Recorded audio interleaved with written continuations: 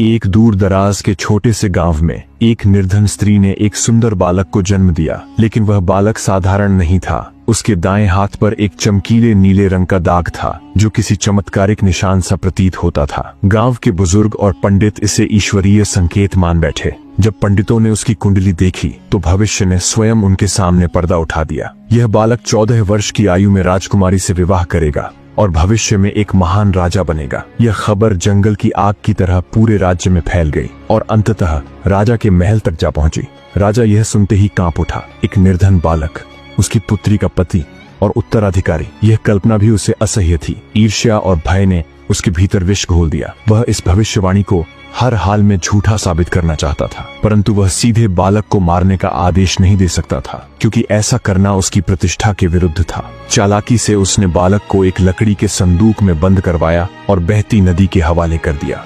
नदी की धारा उस निर्दोष जीवन को दूर एक अनजान गांव के किनारे बहा ले गई, जहां वह संदूक एक पुरानी पंचक्की में आकर अटक गया। उस पंचक्की का मालिक एक निसंतान वृद्ध था, जिसका जीवन अकेलेपन में डूबा हुआ था। जब उसने संदूक खोला और बालक की मासूम मुस्कान देखी तो उसका हृदय पिघल गया। उसने उसे पुत्र बना लिया और नाम दिया वीर। वीर अपने नाम की तरह ही तेजस्वी, बुद्धिमान और साहसी निकला। वह शास्त्रों में निपुण था, रणनीतियों में कुशल और आचरण में नम्र। उसका सौंदर्य और विवेक सबको आकर्षित करता था, लेकिन उसकी आत्मा में एक खालीपन था। मैं कौन हूँ? वृद्ध ने बताया कि वह उसे नदी में बहता मिला था, लेकिन असली माता पिता के बारे में वह कुछ नहीं जानता। समय बीतता गया और वीर की कीर्ति दूर दूर तक फैल गई।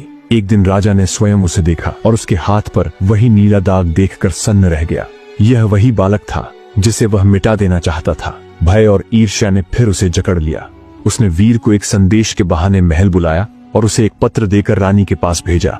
पत्र में लिखा था, इसे पढ़ते ही इस युवक को मृत्युदंड दे दिया जाए।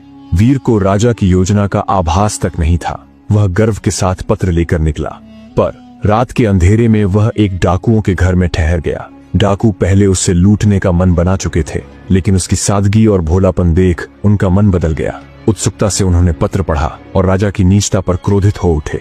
एक चतुर डाकू ने योजना बदल दी। अब पत्र में लिखा था कि इस युवक का विवाह राजकुमारी से कर दिया जाए। जब वीर महल पहुंचा और रानी ने पत्र पढ़ा तो वह हर्षित हो उठी।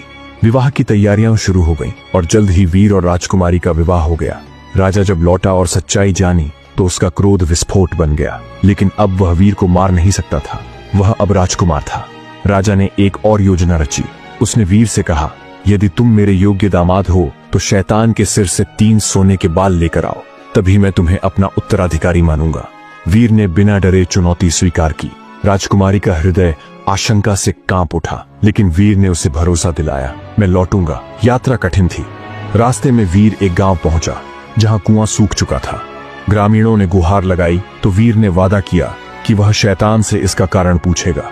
आगे एक महल मिला जहां एक पेड़ जो कभी सोने के सेब देता था अब सूख चुका था। राजा ने वीर से कहा, यदि तुम शैतान से मिल रहे हो तो कारण पूछना।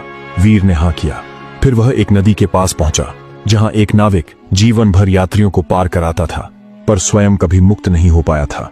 उसने भी वीर से अनुरोध किया, मुझे मुक्ति का उपाय ला कर दो। आखिरकार वीर शैतान के महल पहुंचा।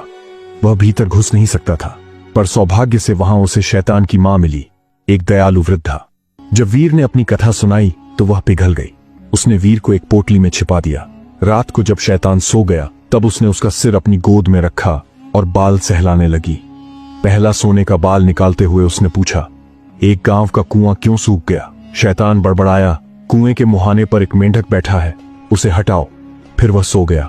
दूसरा बाल निकालते हुए पूछा, एक राजा का सोने का सेब देने वाला पेड़ क्यों सूख गया? शैतान बोला, जड़ों में एक सांप है, जब तक उसे नहीं हटाओगे पेड़ नहीं फलेगा। तीसरे बाल के साथ पूछा गया, नाविक जीवन भर क्यों फंसा रहता है?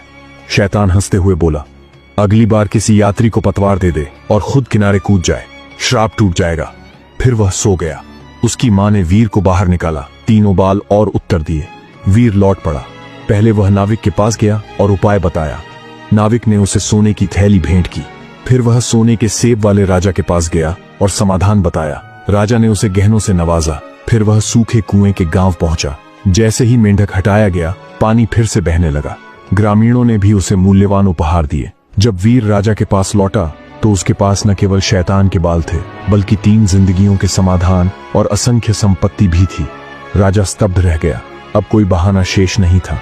जनता भी वीर को राजा बनाना चाहती थी और अंततः वह दिन आया जब वही बालक जिसे राजा ने मिटाने की हर संभव कोशिश की थी सिंहासन पर बैठा।